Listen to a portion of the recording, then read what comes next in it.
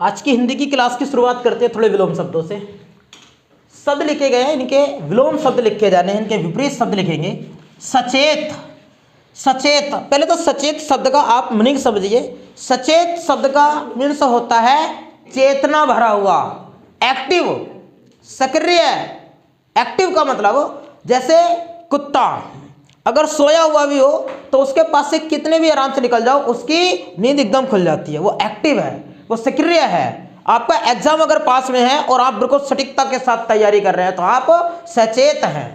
इसका दूसरा क्या हो जाएगा, सचेत का विलोम क्या बन जाएगा, मूर्छित।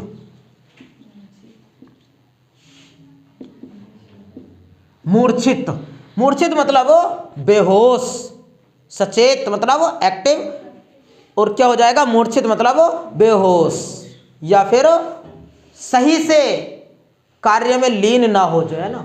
विनम्रता, विनम्रता क्या होगा विनम्रता का, विनम्रता क्या बताया, क्रूरता, क्रूर, विनम्र किसी के प्रति विनम्र भाव, क्रूर दुष्टता वाला भाव, क्रूरता क्या हो जाएगा इसका, क्रूरता। रुग्ण, रुग्ण, रुग्ण का मतलब होता है रोग से भरा हुआ, रुग्ण रोगीला, तो इसका विलोम बनेगा स्वास्थ्य।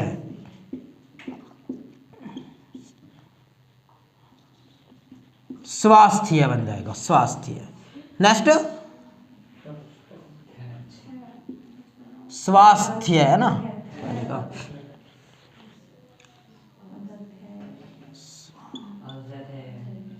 दोनों एक साथ आते हैं ना, आधा से और आधा थे। स्वास्थ्य, इसकी वर्तनी ध्यान से पढ़नी होती है। कर्जदार का विलोम बनता है महाजन, कर्जदार जो कर्जे में डूबा हुआ हो, विलोम महाजन। महान जन जिस पर किसी का कर्जा ना हो, महाजन हो जाएगा, महाजन। प्रज्ञ, प्रज्ञ कल की वीडियो में भी हुआ था जिक्र। प्र माने प्रखर, ऊंचा, तेजस्वी, और ज्ञ माने ज्ञानी, अर्थात जिसको अच्छा ज्ञान हो, ज्ञान में प्रखर हो अपने आप में। तो क्या लिख दें यहाँ प्रखर का, मूढ़, मूढ़ या धृष्ट। मूढ़ मतलब जिसको कुछ ना आता हो, धृष्ट बिल्कुल, जड़, जड़ भी वही होता है जिसको कुछ ना आता हो, है ना। गदर का विलोम बनता है शांति, गदर शांति। उद्यमी, उद्यम, उद्यम माने होता है व्यवसाय, ध नहीं है, द में यह लगा हुआ है, उद्यम मीन्स होता है व्यवसाय, और उद्यमी मीन्स होता है व्यवसायी, व्यवसायी। तो इसका क्या हो जाएगा उद्यमी का विलोम, आलसी, आलसी। उद्यमी मतलब व्यवसाय करने वाला, आलसी जो कुछ ही ना करता हो। बर्बर का मीन्स होता है असभ्य, और इसका विलोम बनता है सभ्य।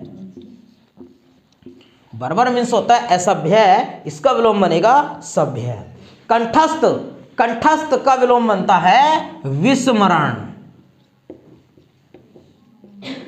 विस्मरण। कंठस्थ बिल्कुल रटा हुआ एकदम, जैसे पंडित जी को मंत्र होते हैं रटे हुए।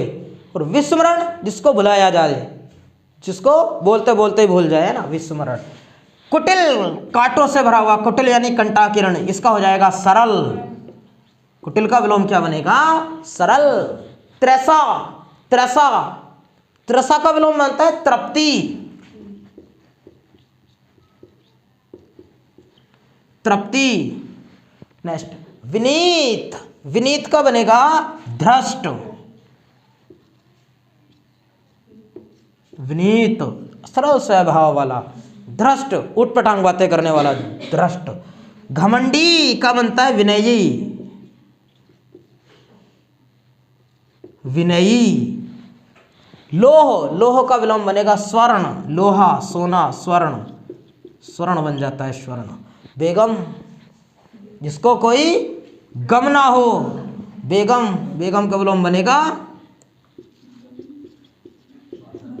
बादशाह। और दृढ़, दृढ़ मतलब जिसने संकल्प कर रखा हो, करना है तो करना है, और इसका हो जाएगा विचलित। दृढ़ का विलोम क्या बनता है, विचलित, विलोम बनता है विचलित। दृढ़ का मतलब होता है संकल्प किए हुए। एक बार पढ़ेंगे जरा, रफ करें, बताओ। सचेत, मूर्छित, विनम्रता, क्रूरता, रुग्ण स्वास्थ्य, कर्जदार महाजन, प्रज्ञ मूड, गदर शांति, उद्यमी व्यवस्थ आलसी, बर्बर सभ्य, कंठस्थ, इसको रफ करो, बताओ, कंठस्थ का विस्मरण, कुटिल सरल, त्रसा तृप्ति, तृप्ति मतलब शांत हो जाना, त्रसा, विनीत विनीत धृष्ट, विनयी घमंडी, लोह स्वर्ण बेगम, दृढ़ विचलित बन जाएगा। पेपर सेट अब सोल्व करते हैं। एक प्रैक्टिस सेट के सवाल है, अच्छे सवाल है, बहुत छाटे हुए सवाल हैं सभी। पहला प्रश्न है, 4 ऑप्शन आपको दिए जा रहे हैं, जय, टे, डे और एक दिया है ठे, और पूछा यह गया है कि इनमें से कौन सा मूर्धन्य नहीं है, मूर्धन्य नहीं है। करो विचार जरा। हिंदी वर्णमाला में स्पर्श व्यंजन को 5 वर्गों में बांटा गया है, कंठीय, तालव्य, मूर्धन्य, दंत्य और ओष्ठ्य। उसमें कौन सा मूर्धन्य नहीं है? स्पर्श व्यंजनों की संख्या 25 है, जय नहीं है। भाई बात को समझिएगा कि जो हिंदी वर्णमाला में कै, खे, गे, घे हैं वो कैसे हैं? वो कंठीय हैं, कंठीय हैं। उसके बाद चे, छे, जय, झय कैसे हैं? तालव्य।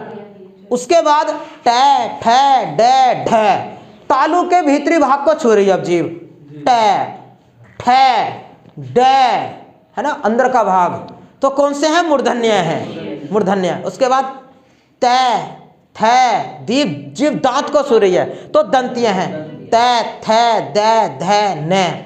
और फिर पे, फे, बे, भे, में, ये ओष्ठ्य हैं।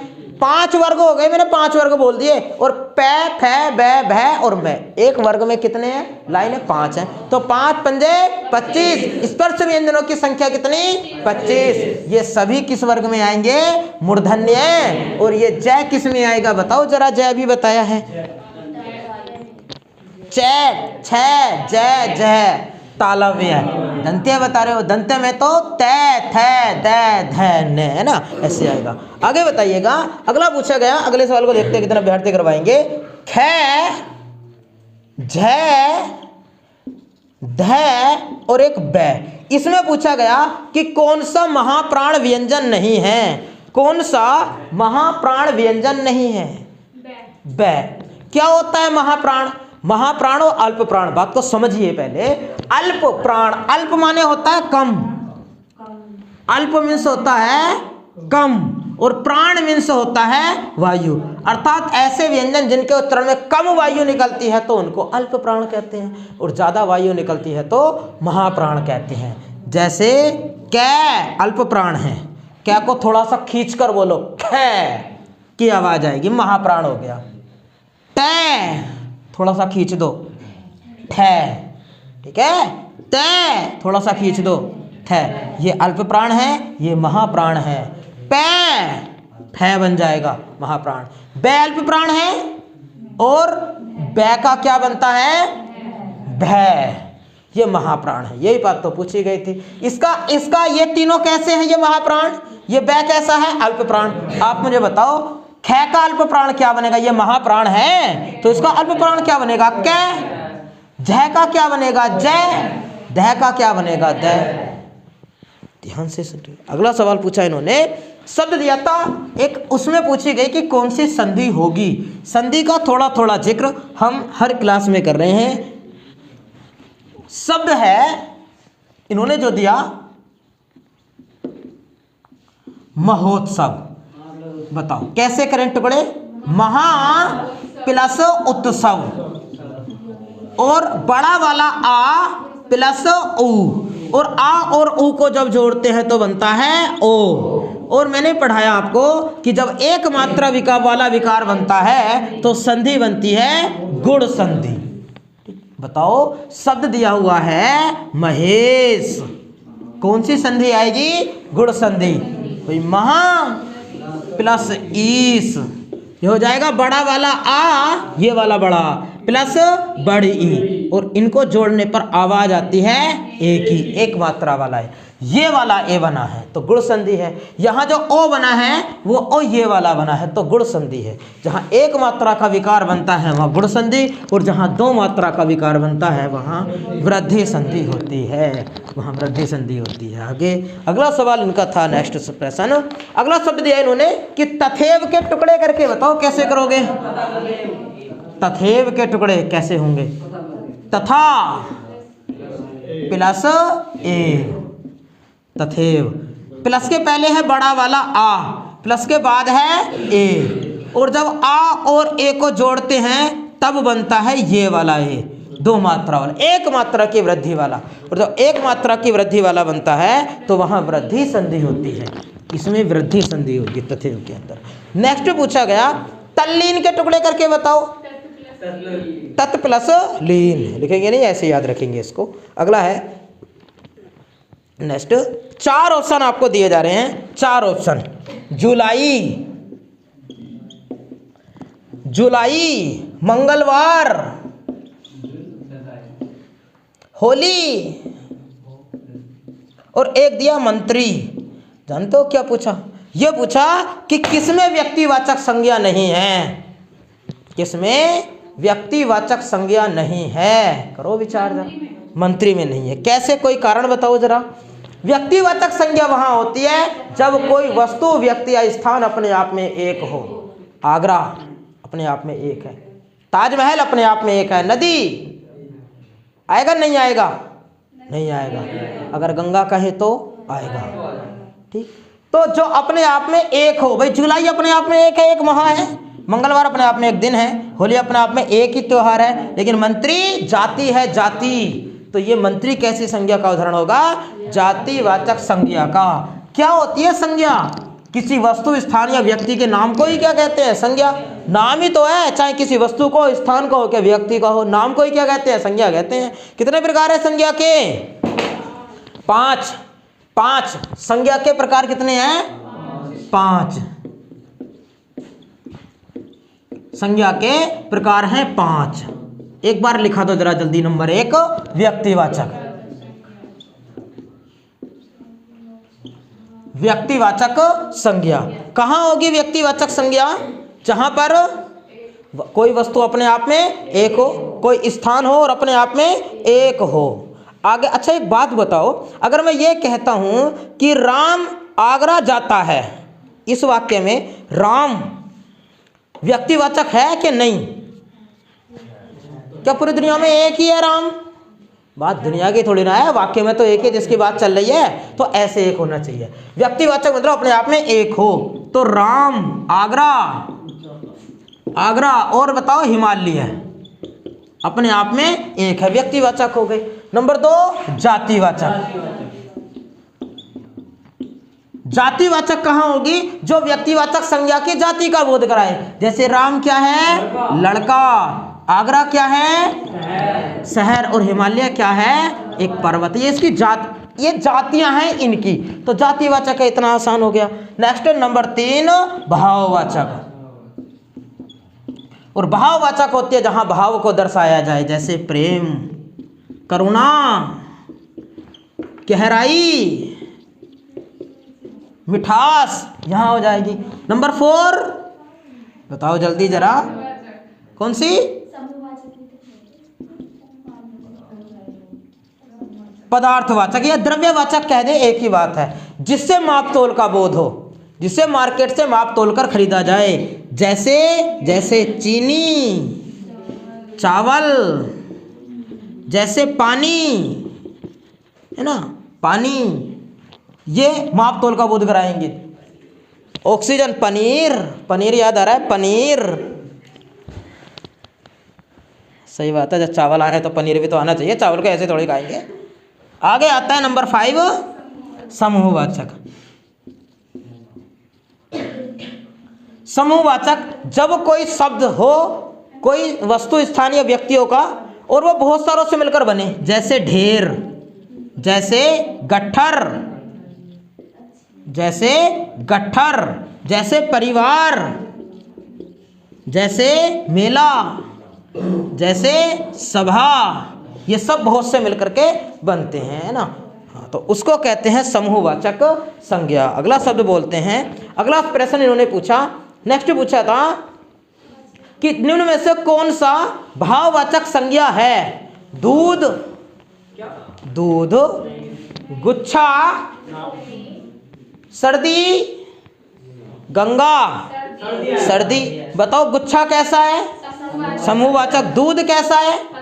पदार्थवाचक यानी द्रव्यवाचक। और गंगा कैसा है?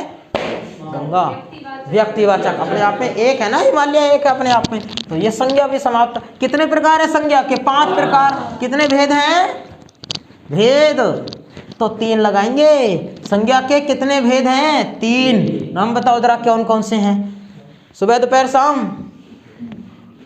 संज्ञा के 3 भेद हैं, लिंग, वचन और कारक।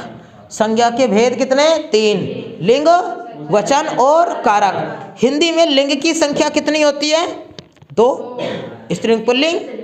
और हिंदी में वचन की संख्या कितनी होती है? 2, एक वचन और बहुवचन। द्विवचन होता नहीं, वो संस्कृत में होता है। और हिंदी में कारक की संख्या कितनी होती है? 8। और कारक में विभक्ति की संख्या पूछ ले तो कितनी लगा दोगे? 7। व्यक्ति की संख्या होती है 7। अगला 4 ऑप्शन आपको दिए गए हैं। आपको 4 ऑप्शन दिए गए, आपको बताना है कि कौन सा शब्द है। एक तो दिया है निधि, एक ऑप्शन है विधि, अभी बता रहे हैं। एक शब्द है गिरी और एक शब्द है अग्नि। अब सुनिएगा सवाल। प्रश्न ये है कि कौन सा शब्द स्त्रीलिंग नहीं है? कौन सा शब्द स्त्रीलिंग नहीं है? गिरी नहीं है। बताइएगा क्यों? गिरी किसको कहते हैं? पर्वत को कहते हैं। गिरी किसे कहा जाता है? पर्वत को कहते हैं। अगला प्रश्न है इनका, बताओ बहू का बहुवचन क्या बनेगा? बहुएं। बहू का बहुवचन बहुएं। याद रखो, अगर एग्जामिनर किसी शब्द का बहुवचन बनवाता है तो आपको उस शब्द के सामने क्या रखना है? आगे रखना है ये शब्द। जैसे मैं आपसे कहूं कि नारी शब्द का बहुवचन क्या बनेगा? ऑप्शन में नारियां भी देगा, नारियों भी देगा, नारियां भी देगा।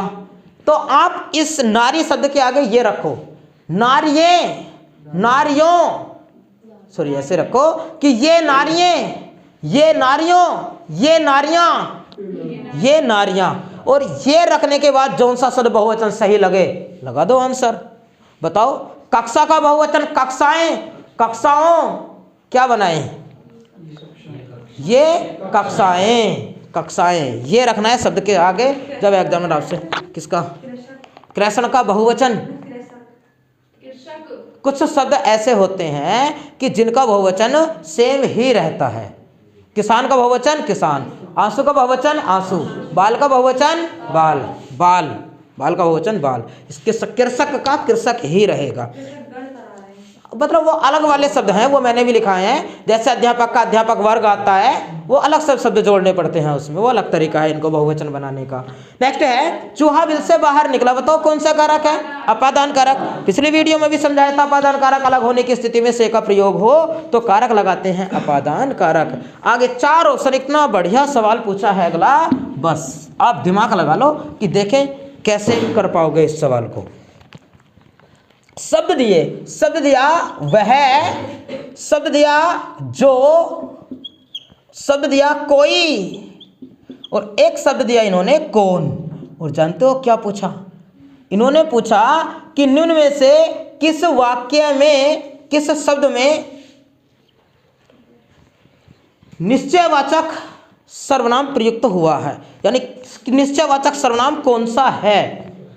क्या करेंगे इस सवाल का? वाक्य तो दिया नहीं, सर्वनाम निश्चयवाचक पूछ लिया, क्या करें क्या ना करें इसका? क्या इनका प्रश्न गलत है? इन्होंने वाक्य नहीं दिया तो हम वाक्य बना सकते हैं ना, इस शब्दों को वाक्य में प्रयोग कर सकते हैं। बताओ जरा, कोई होगा, कोई क्या पूछा है? निश्चयवाचक। और कोई आ रहा है, ये तो अनिश्चयवाचक है। अनिश्चयवाचक वहां होता है जहां कोई निश्चित ज्ञान ना हो। दिखाई तो दिया कोई है तो सही, लेकिन पता नहीं कि कौन आ रहा है। कोई आ रहा है, वह है तो कैसे? बताओ कैसे? वह है तो कैसे है? पहले तो इन सबको क्लियर करते हैं। भाई जो सर्वनाम है, सर्वनाम के कितने प्रकार हैं? सर्वनाम के हिंदी में कितने प्रकार हैं? 6। सर्वनाम के 6 प्रकार हैं। सर्वनाम के 6 प्रकार हैं। 4 प्रकार बोर्ड पर लिखे हुए हैं। सबसे पहले तो ये जो इसको पढ़ेंगे, जो को, जो देता है सो लेता है। जब कोई सर्वनाम एक से ही संबंध दर्शाने का कार्य करने लग जाए तब उसे कहते हैं संबंधवाचक सर्वनाम।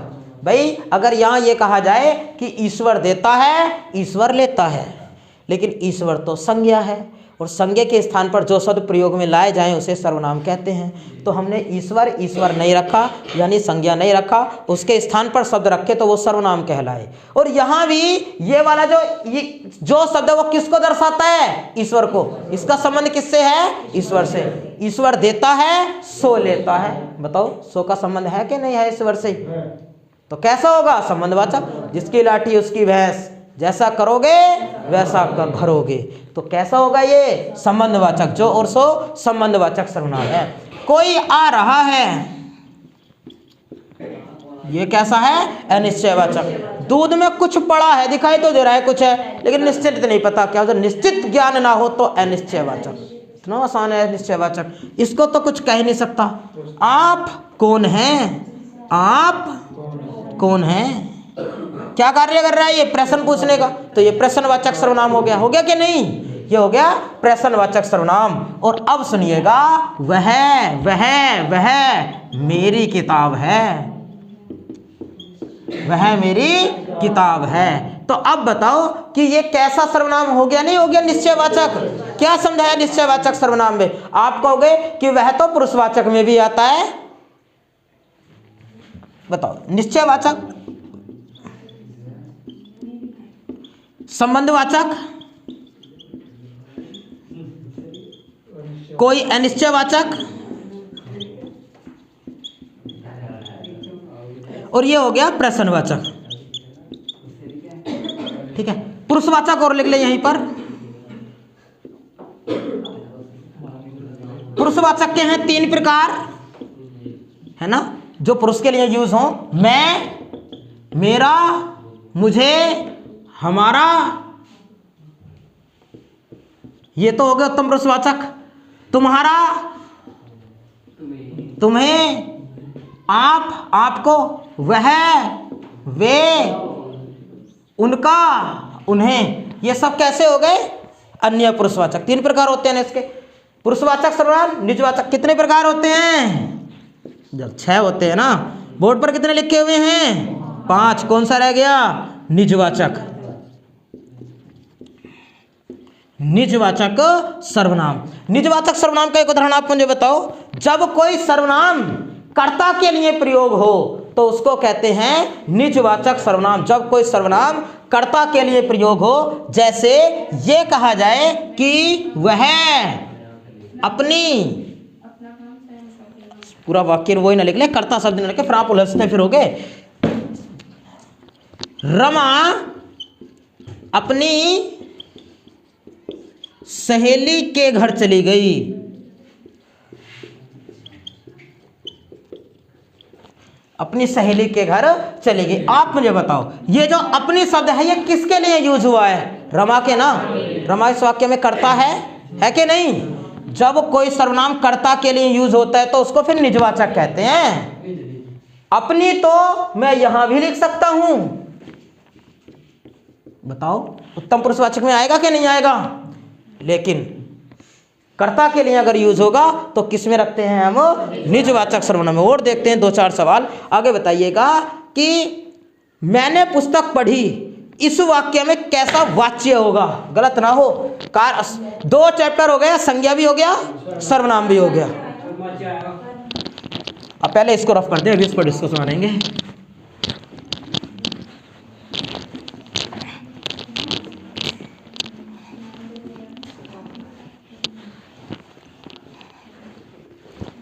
क्या वाक्य बोला था? वाक्य बोला था मैंने पुस्तक पढ़ी। मैंने पुस्तक पढ़ी। और पूछा क्या गया कि वाच्य है। वाक्य में इसका संबंध कर्ता, कर्म या क्रिया से हो उसे वाच्य कहते हैं। आप मुझे बताओ जरा कि इसमें कैसा वाच्य होगा? कर्मवाच्य है। मैंने पुस्तक पढ़ी, मैंने उपन्यास पढ़ा, मैंने अखबार पढ़ा,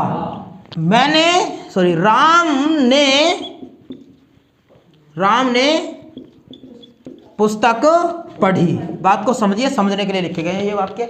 इस वाक्य में वाक्य तो ये था हमारा कि मैंने पुस्तक पढ़ी। वाक्य में मैंने, जो ये तो है कर्ता, ये क्या है कर्ता, और ये है कर्म, और ये है क्रिया। ध्यान देना है शब्दों पर, यहीं से समझ जाएगा सब कुछ कि जब कर्ता को चेंज करने पर क्रिया चेंज हो जाए तो समझ लो कृतवाच्य है, और कर्म को चेंज करने पर क्रिया चेंज हो जाए तो समझ लो कर्मवाच्य है। उसका संबंध कर्म से है। वही तो बोला कि क्रिया का संबंध या तो कर्म से हो, या कर्ता से हो, या भाव से हो। जैसे इस वाक्य में मैंने, इस वाले वाक्य में मैंने क्या चेंज किया, कर्ता या कर्म, देखकर बताओ। क्या चेंज किया? कर्म। जब कर्म चेंज किया तो जब पुस्तक थी कर्म तो क्रिया थी पढ़ी, और जब कर्म चेंज किया उपन्यास लिख दिया तो क्या हो गई? क्रिया पढ़ा। जैसे मैंने कर्म स्त्रीलिंग से कर्म को पुल्लिंग बनाया, उपन्यास पुल्लिंग है ना, तो क्रिया भी पुल्लिंग हो गई। इसका मतलब इसका क्रिया का संबंध इससे है, इसका कनेक्शन इससे है। फिर मैंने और भी देखा, मैंने देखा कि एक बार कर्ता को तो चेंज करके देखो। अब मैंने इस वाक्य को भूल जाओ, मैंने के स्थान पर क्या रख दिया? राम। मैंने पुस्तक पढ़ी, मैंने अगर ये लिखा सीता ने पुस्तक पढ़ी, तो क्या कर्ता चेंज कर लिया, मैंने रख लिया, राम रख लिया, जनता रख लिया, मोहन लिख लिया, क्या पढ़ी चेंज हो रहा है? नहीं, क्यों? इसका कनेक्शन है ही नहीं कर्ता के साथ। कैसा वाच्य है ये वाच्य कैसा है? ये कर्मवाच्य, क्योंकि कर्म के चेंज करने पर क्रिया चेंज होगी। ये कर्मवाच्य है। बताओ फिर कृतवाच्य कैसे होता? कृतवाच्य कैसे होता? ये वाक्य हो गया कर्मवाच्य, कर्मवाच्य। फिर कृतवाच्य कैसे होता? अगर ये होता कि पुस्तक, ये कैसा? ये कर्मवाच्य ना, मुझे कर्तवाच्य सिखाना है ना आपको। मैं पुस्तक पढ़ता हूं, ऐसे लिखते हैं इसको। मैं पुस्तक पढ़ता हूं, मैं पुस्तक पढ़ता हूं।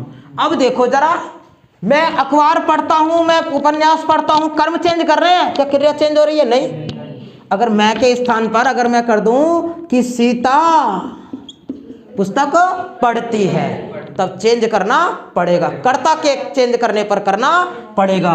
तो ये वाक्य कैसा है? कृतवाच्य है। और तीसरा होता है भाववाच्य। ये तीन ही प्रकार होते हैं। भाववाच्य है, अब सोया नहीं जाता, अब सोया नहीं जाता, रोया नहीं जाता, चला नहीं जाता, सहा नहीं जाता, ये सब किस में आ जाएंगे? भाववाच्य में।